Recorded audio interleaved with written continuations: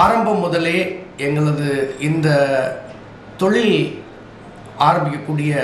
இந்த முயற்சிக்கு தமிழ்நாடு தொழில் முதலீட்டுக் கழகம்தான் ஆதாரமாக உறுதுணையாக இருந்து வருகின்றது. முதலாக 1987 நாங்கள் இந்த தொழிலை ஆரம்பிக்கும் பொழுதே தமிழ்நாடு தொழில் முதலீட்டுக் கழகத்தில் அப்போதைய எங்களது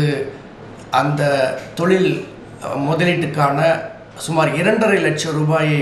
கடனாக பெற்று படிப்படியாக வளர்ந்து நாங்கள் 2000 இந்த கேசி பிளாஸ்டர் பேக் நிறுவனத்தை ஆரம்பிக்கும் பொழுது சுமார் 20 லட்சம் ரூபாய் இந்த சிட்கோ கட்டிடம் மற்றும் தொழில் மிஷினரிஸ் இந்த